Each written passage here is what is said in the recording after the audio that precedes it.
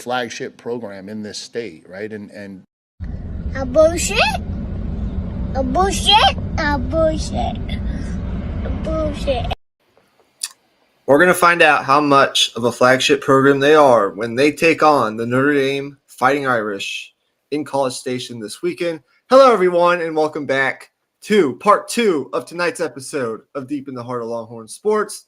In part 1, we did our offensive depth chart projections, and we previewed the rest of the SEC with Ole Miss, Alabama, and Georgia. Make sure you guys go check that out. Joining me tonight, as he always does, is Mr. Emmy Nixon. Make sure you like and subscribe to our channel. It helps the algorithm, and we greatly appreciate it. Emmy Nixon, how are you? I'm doing good, man. I can't wait to talk some actual football on this episode. This is the first non-preseason football content of actual football that we're talking about. So I'm excited to get into it.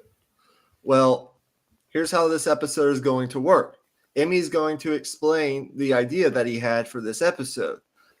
That segment is going to be split by our Georgia Tech Florida State recap. And then at the end, if time provides, we will look at an early look at the 2024-2025 Texas basketball schedule that has been fully released now. But Emmy, go ahead and explain your fun idea for today's part 2.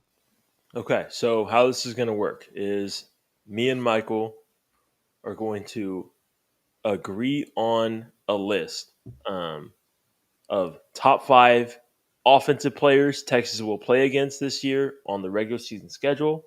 And then at the end of the episode, top 5 defensive players that Texas will play this season. So pretty self-explanatory, and best players is it's all subjective. So if we leave one of your favorite players off the list, boo-hoo, womp womp, it's we're doing this for fun. So be butthurt if you want. I don't really care. So I have my lists. So there are a couple ways we can do this.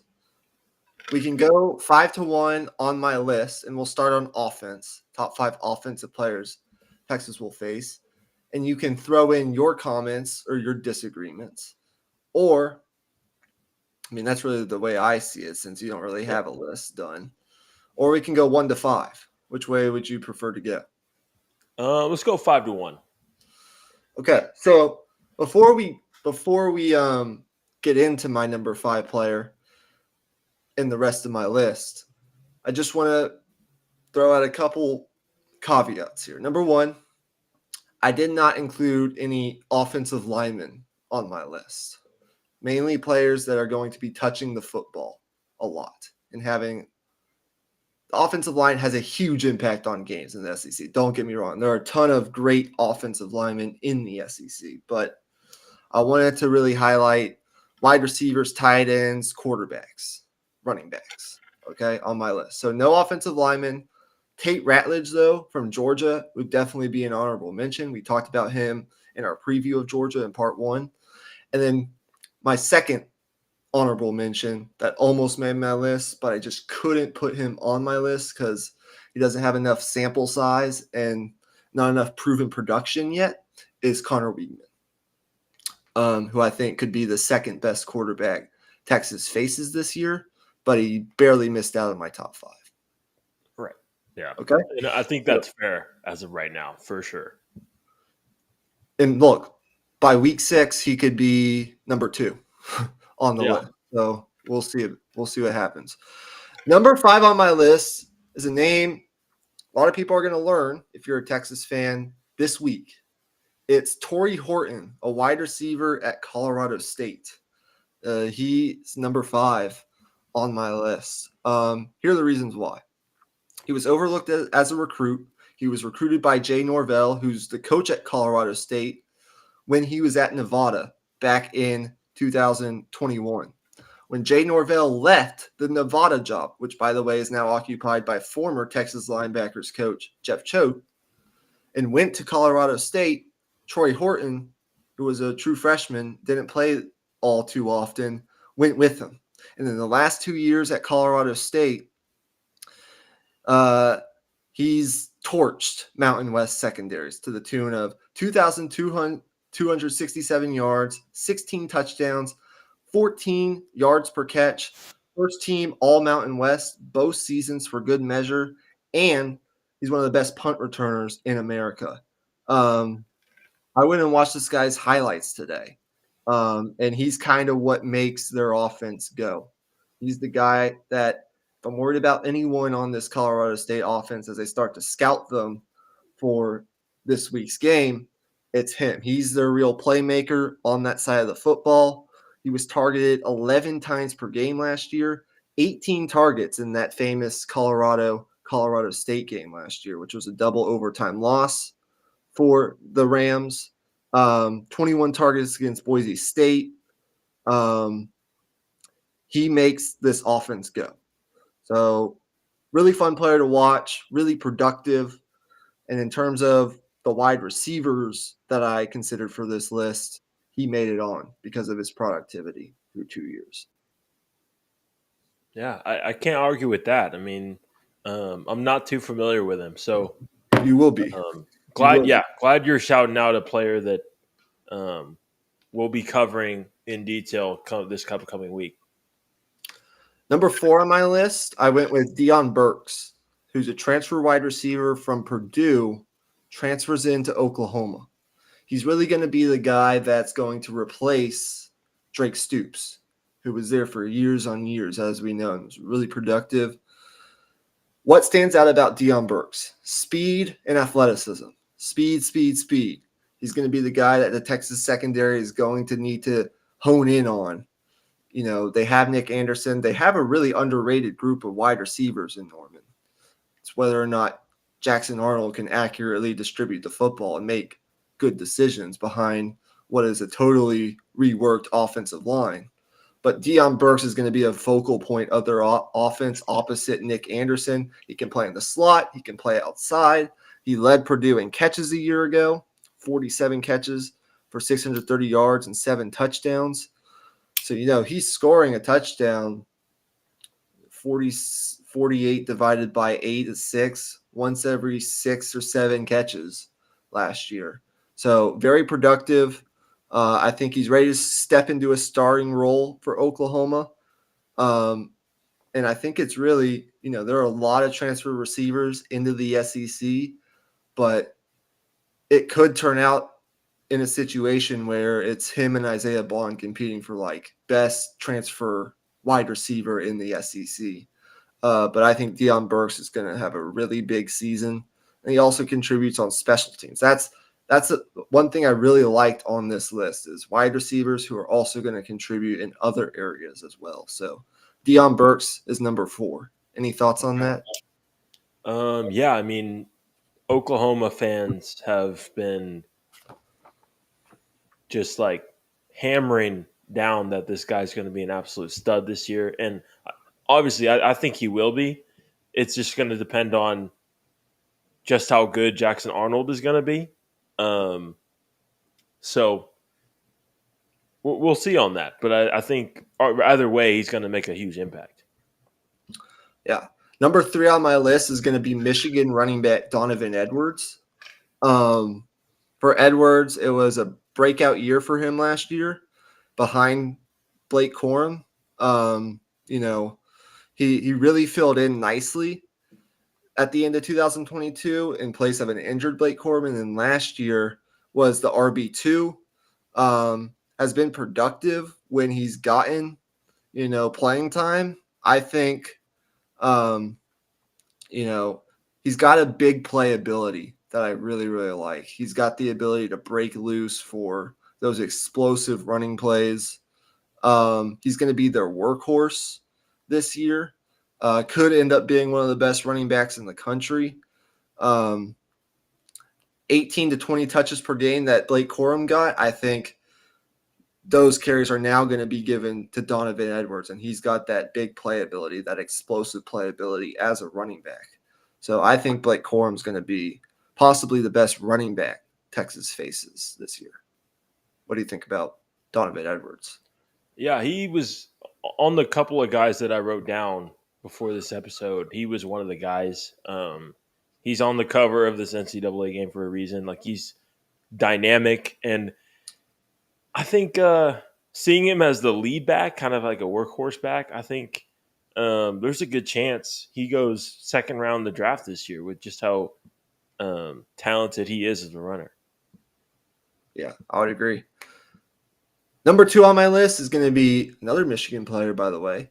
As much as they lose on the offensive side, six offensive linemen being drafted, Roman Wilson, Blake Corum, they still return a couple big-time playmakers, one of which is Colston Loveland, who should be one of the best tight ends in the country this year.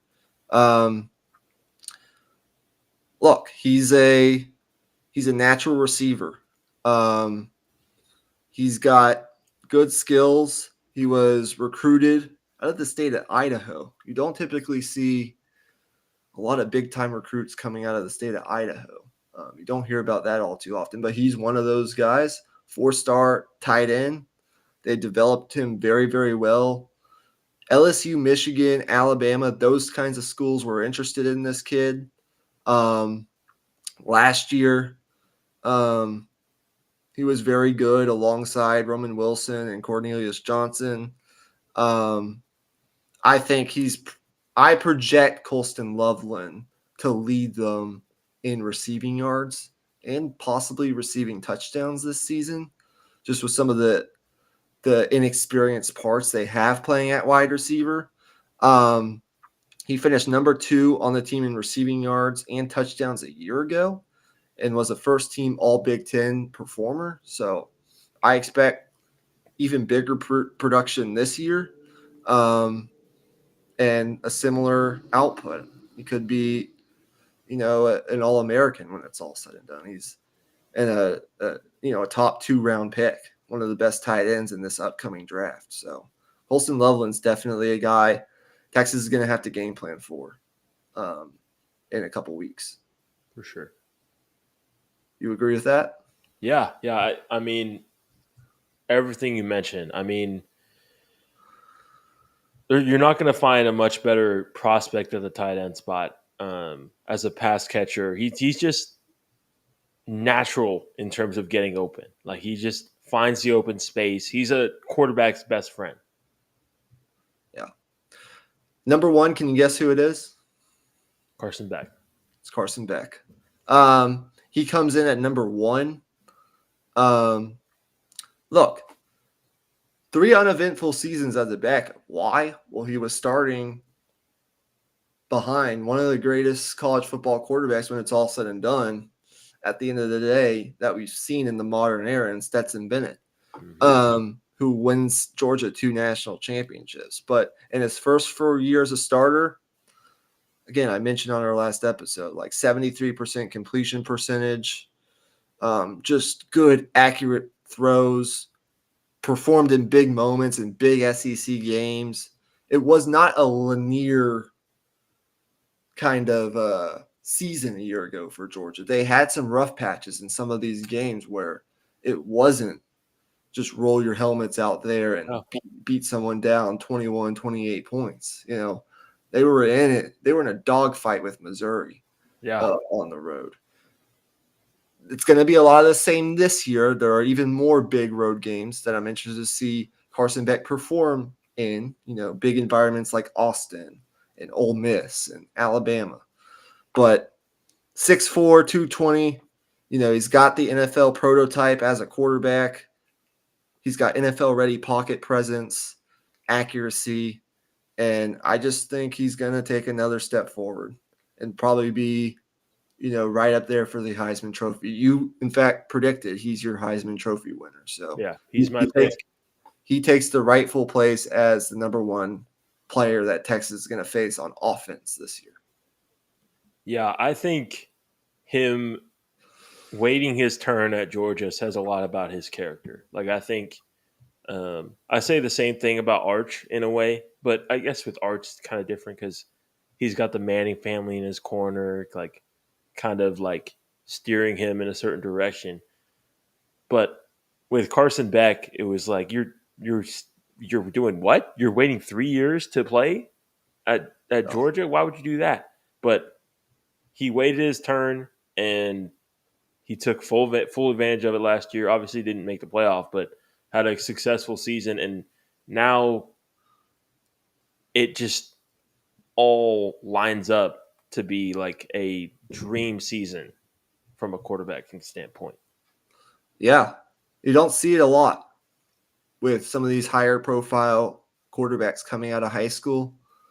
Arch is his own unique silo in that kind of discussion, in my opinion. But there are other examples just at Georgia. I mean, Brock Vandagriff, 5-star quarterback recruit, waits one season and then leaves to go to Kentucky.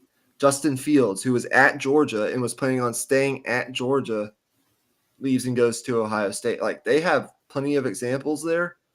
It's a sign of a healthy program that, you know, these guys can leave and you can still win national championships.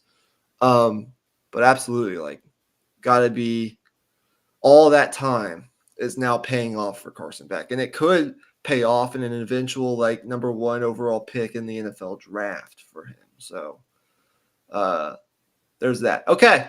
Those are the top 5 players, in my opinion, Texas will face on offense this year.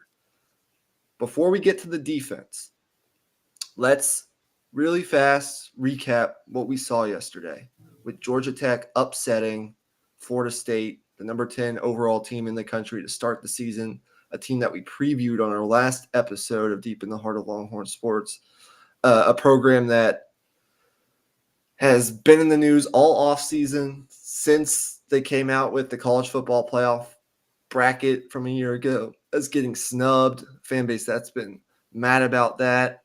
And now they're kind of getting it all thrown back in their face because they lose to Georgia Tech week 1 in Dublin, Ireland. Your overall thoughts on both sides from yesterday? Well, I got to start with Georgia Tech, man. Like, you just got to give them props. Like, it was masterful coaching on both sides of the ball. This is a team that was clearly prepared.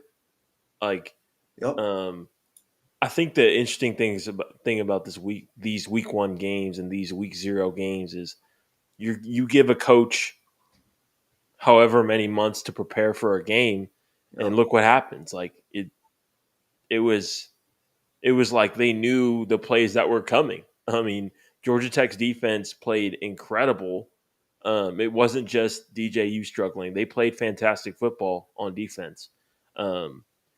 Obviously, the first drive down the field for Florida State, they just ran the football right down Georgia Tech's throat. But everything after that, it was tough sledding in the run game. They just weren't giving anything. And they were like, DJU, like, go beat us with your arm. And he didn't quite do it. Nope. And the other part of it, of course, is offensively, they lived in Florida State's territory. The other part of it was Florida State's defense being this elite unit that, you know, obviously lost some to the draft, but brought in transfers and had guys in the program developing year over year that were set to come in and have breakouts. It didn't look like that yesterday. They got dominated at the line of scrimmage. And man, like, the loss hurts, but it's also just like, with that performance, like, the better team, it just looked like the better team won, to be honest. A couple things on Florida State side of things. Number 1, it's not just that you lost the game. It's that this is a conference loss. So that has bigger implications, in my opinion, than what would be, say, maybe if they lost to a non-conference opponent early on in the season. Now you really kind of have to walk the tightrope the rest of ACC play. They kind of need to run the table. I think, according to FanDuel, Clemson is now the favorite to win the ACC after that game. You also have Miami. And we think about maybe even Georgia Tech emerges in this scenario. They're picked by most outlets to finish 9th, 10th in the ACC, but they could end up being an 8-win, 9-win football team. Probably err more so on the side of 8 wins than 9 wins just because their schedule. Their schedule's ridiculous. But for Florida State, like, this is a couple questions that emerge from this game. Number one, we still have the question of, is DJU the guy that's going to get you back into to being like a national championship contender?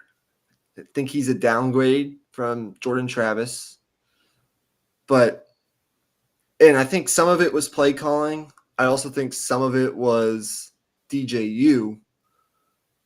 I don't think you can point the blame all in one direction, but like until Florida State is willing and DJU is accurate in those throws down the field, 15 to 20 yards down the field for those chunk plays, and he's hitting those consistently, beating secondaries in that way, teams aren't just they're not going to fear Florida State. They're going to be more inclined to stack the box, to really try and stop that run game and play one-on-one on the outside, because there's not a Keon Coleman.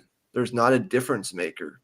Malik Benson, who comes in from Alabama, is a really nice player, but he's not Keon Coleman. He doesn't have that same big play ability, in my opinion, just from watching him in his time at Alabama and now in that one game yesterday at Florida State.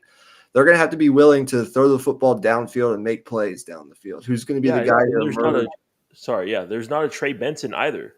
He went, second, third round in the draft to Arizona at running back. So I think, obviously, the offensive line looked solid yesterday for them. But, yeah, you're right. This is a group that they need DJU to be better, just flat out. There's not a Trey Benson, but I like Roydell Williams. I like the backs they have. I'm more so worried about the downfield ability, playmaking ability of the wide receivers, because I think their running game will be just fine behind this offensive line. And then, aside from that, it was just some inopportune mistakes by Florida State. Yeah. But I think this was a game that Georgia Tech won more so than Florida State lost, if that makes sense. They took it to him from the start. Haynes King, got to give 1,000% credit to him. Yeah, started his career at Texas A&M, had struggles there, had some injuries. His throwing motion looks so much better. They talked about this a ton on the broadcast. He could be a breakout player, not only in the ACC, but in the country. They run the football. They have some playmakers on the outside. They're well coached by Brent Key, who was Alabama's offensive line coach before he was hired at Georgia Tech a year ago. And right from the start, 7-6 a year ago at Georgia Tech, they hadn't had a winning season, in the previous 4 years. They had really been struggling as a program, and he's kind of re-energized that recruiting base. Remember, Georgia Tech, I mentioned this to you yesterday, they're in Atlanta. Atlanta is one of the most fertile recruiting beds that exists in the country. We know Georgia exists, and that's why people overlook Georgia Tech, because they haven't been relevant in ACC play for a lot of the past half decade. But now that they have the quarterback and they have a coach and they play with that physicality and they can run the football and they have a quarterback that can threaten teams down the field with his running ability too. He's a dual threat guy. Yep. They're going to be a good football team this year. Yeah, man. Are they 8-4? Are they 9-3? I don't know, but they're going to be a good football team. They're not every team that plays Georgia Tech now, looking at how that game played out yesterday, is going to lean forward in their chair a little bit more when they're game planning for Georgia Tech.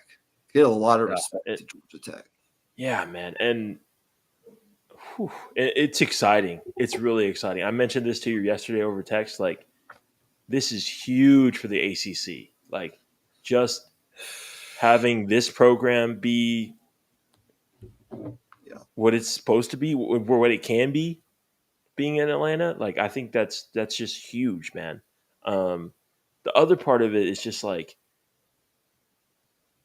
this is just like a prime example of what it looks like when you get the coach right. Like he's their guy. Like I hope he stays at Georgia Tech, but even if he doesn't, like this program is just in a way better spot than it was just like a year and a half ago. So all credit to him.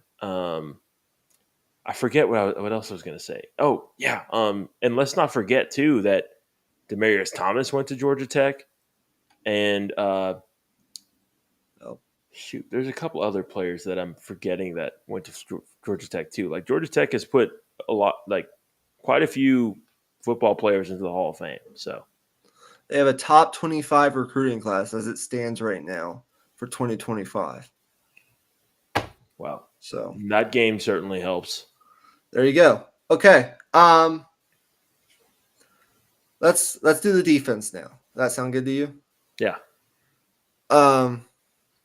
Okay. So for my number 5 spot, I was going back and forth between two guys, and you could really, I mean, if you wanted to put the number 6 guy ahead of the number 5 guy, I don't have any arguments there, but I went with the number 5 guy because I've watched more of him than the number 6 guy. So my number 6 guy honorable mention was Nick Scourton, the transfer from Purdue to Texas A&M, the edge prospect that we talked about, that we have talked about previously. I mean, look, he's a fantastic football player. He's kind of under recruited. Only Power 5 offer coming out of high school was Purdue, but he broke through last year as a sophomore. He led the Big Ten in sacks, quarterback pressures, and was elite from a Pro Football Focus pass rushing standpoint. And look, you can make the argument that edge is more important than middle linebacker in college. And if you wanted to put him at number 5, I have no problem with that whatsoever. He's a fantastic player. He was one of the best players, period, in the class that Mike Elko took in the portal. So he'll be a difference maker for A&M this year, no doubt.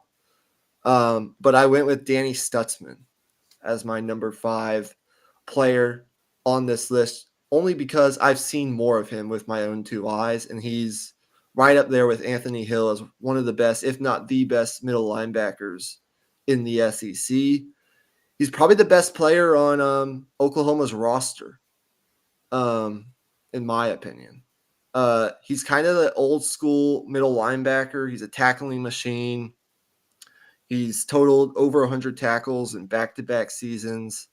And from the middle linebacker spot, like 39 pressures, 27 tackles for loss, 3 interceptions, 8 pass breakups over the past 2 years speaks for itself. So I think being in a new conference, having a new true, redshirt freshman quarterback, whatever you want to call it, a brutal schedule, his veteran presence on this defense is something that Oklahoma can take to the bank. So Nick Scourton, Danny Stutzman, I went back and forth, but I ultimately settled on the player I've watched more of. Yeah, I watched I listened to a podcast recently ranking the best edge rushers in college football right now, and Nick Scourton was within the top 3 on that list, just based on what he's done at Purdue last couple of years. Like he's been incredible. But I do agree with your pick with Stutzman. I think with what we know about the Oklahoma defense and what we think they're going to be, which is probably a top 20 unit in the country. He's the green dot guy. He's the one calling the defense. I think you got to give him his props and put him on the list. Okay. At number 4, this is a guy that I think a lot of good defensive linemen in the SEC. There's Walter Nolan. There's a lot of good ones that could end up being All-Americans, that could end up being highly drafted next year. But I think this guy could potentially be the highest. Deion Walker. Not a lot of people know his name right now, unless you're already studying the 2025 NFL draft at that kind of level, which I'm not. But I do know Deion Walker. I know his name because he's a defensive lineman Texas fans need to be aware of at Kentucky.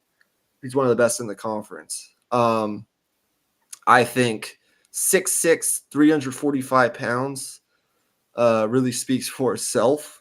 This was one of the Kentucky's major recruiting wins in the Bob Stoops era. Over Michigan, they win this guy over Georgia. He's gonna get all the reps he can handle in that defense. He was a mainstay in opposing backfields a year ago, playing more than 80% of Kentucky's defensive snaps, and he led all interior defensive linemen nationally in quarterback pressures with 51. He just wreaks havoc on opposing offensive lines. Texas is going to have their hands full when they play Kentucky with Deion Walker. He was flat out dominant in the game last year against Missouri with 4 tackles for loss, 8 quarterback pressures against Clemson in the Gator Bowl, 12.5 tackles for loss, led Kentucky's team. He's just a rarity with his size and his nimbleness and his durability at kind of that nose tackle 3-tech shade. He's a monster, and Texas better be ready for him when they play Kentucky. Yeah, exactly. He's a guy that's been on my radar like the last week or so. I was listening to the Longhorn Blitz. They mentioned him as one of the best defensive tackles in college football, bar none. And that's pretty much it. So, like, I think he's a lock for a list like this. Yeah. Number 3, I went with Malachi Starks, who's I mentioned him in our Georgia preview. He's a defensive back at Georgia.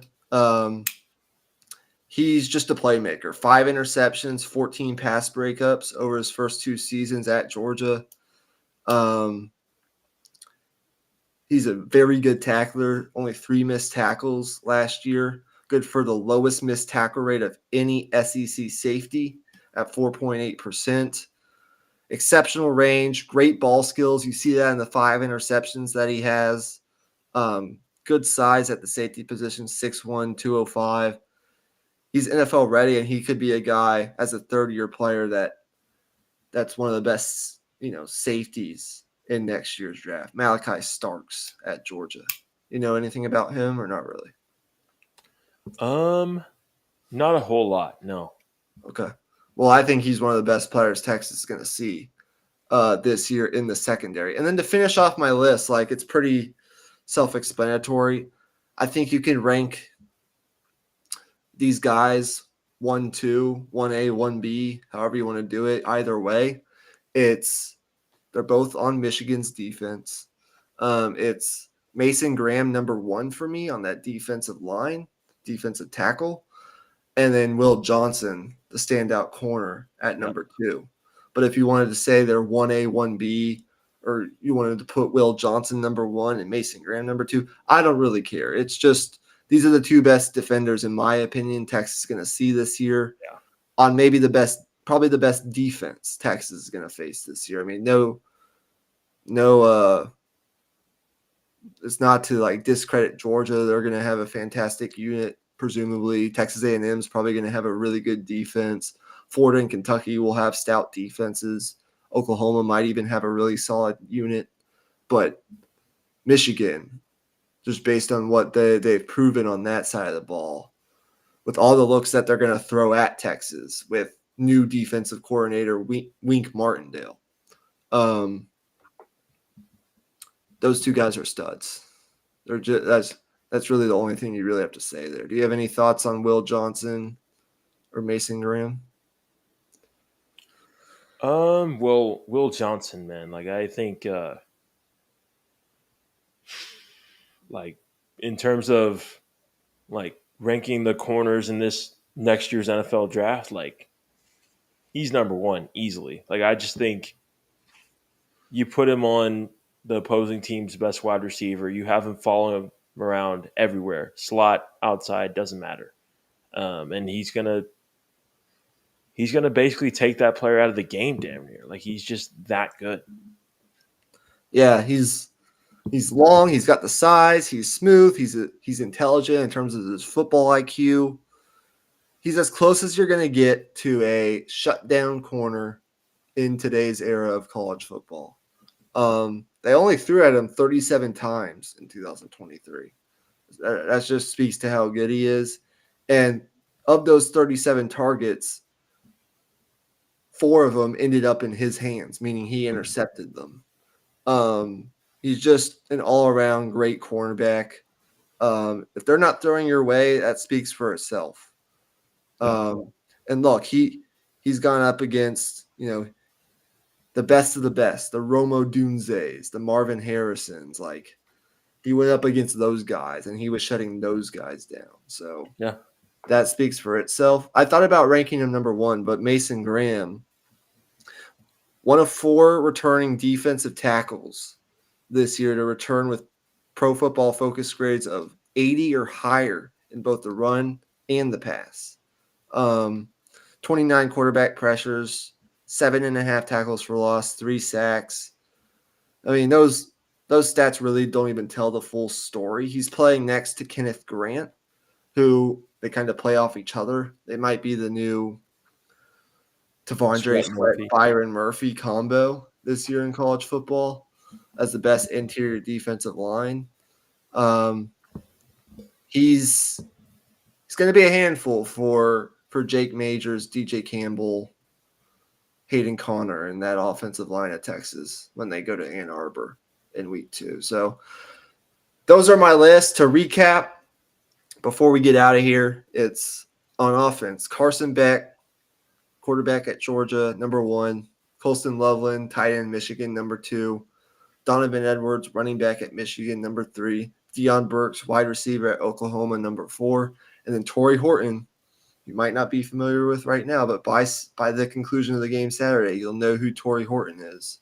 Believe me, number 5 at Colorado State. And then on defense, Mason Graham at Michigan, kind of like 1A. Will Johnson, 1B. And then Malachi Starks, Deion Walker, the defensive tackle at Kentucky, and Danny Stutzman, the linebacker at Oklahoma, along with, of course, the mention of Nick Scourton, the edge at A&M. Yep. So those are the players, some of the players, a group of really good players that Texas fans should familiarize themselves with that we'll be talking more about throughout the season. We've hit the 40-minute mark, so we're going to push the Texas basketball schedule segment because it's going to go one of 2 ways. We're either going to just talk about it for 5 minutes, which is not enough, or we're going to end up talking about it for 15, 20 minutes, and that's going to be too long. Yeah. So we'll save that for another time. Any parting shots? Well, I think this was a pretty good segment. I'm a little disappointed in myself that I didn't have a list prepared, but it is what it is. I think it turned out well regardless. And I think maybe we could do something like this for the NFL with our teams. Maybe like it probably wouldn't work as well for the NFL. Never mind. But it's definitely one of those segments where you can kind of look into your team's schedule a little bit deeper, which is nice. We can make it work for the NFL. We just probably have to take out quarterbacks because then you could just make a list of all quarterbacks that your team's facing. I mean, for me, it would be Lamar Jackson, Joe Burrow, Patrick Mahomes, all the tough quarterbacks Texas faces. So we'd have to modify it, but you can make it work. We'll maybe do something like that before the season starts. We'll see. But in terms of this week's schedule, before we get out of here, number 1, on Tuesday, expect another NFL episode, the second to last leg of our 2024 NFL team previews. And even if you had the time on Tuesday, I'm just throwing this out there, It might not even be in the realm of possibility. But if we had the time on Tuesday, we could just go ahead and record like we did tonight, 2 45-minute episodes and finish out the rankings. So that way, the week of the first game, week 1, we could do something else NFL and not have to still be doing our team previews. But that might be in the cards, might not be. But expect one NFL episode at least on Tuesday. And then on Thursday, we'll have another episode of Deep in the Heart of Longhorn Sports. I picked 5 games for week 1, one of which includes Texas, Colorado State. And me and I will come up with a cool way to preview Colorado State. Maybe, it'll be something structural. We'll preview that game, and then we'll preview 4 others. You can probably guess what those games are going to be, looking at the week 1 schedule. A&M in Notre Dame will be the biggest amongst these games, Clemson and Georgia. We're going to be talking actual football, like keys to the game and so forth, and making our picks against the spread. And then obviously Miami and Florida will be a big one in week 1. USC and LSU, like those are the games that we'll be discussing on Thursday. So Right. We're definitely excited. We got a little taste of it yesterday, man. We got our first taste of it, and now we're thirsty for more. We're thirsty for this 2024 Texas football season to kick off. It's been 8 months since the sting of losing in the semifinal, from being 12 yards away from playing in the national championship game. Now we get to start a new season. All right. Well, we'll see you guys on Tuesday. For Michael Ween, he's Emmy Nixon. Make sure you like and subscribe to our channel. We greatly appreciate it. Leave in the comments who's winning the SEC this year? Who's your SEC championship game? What's your record prediction for Texas? And who are the players that you're looking out for that Texas is going to face this year? But until Tuesday night, this has been Deep in the Heart of Longhorn Sports. Hook 'em. It's game week, people.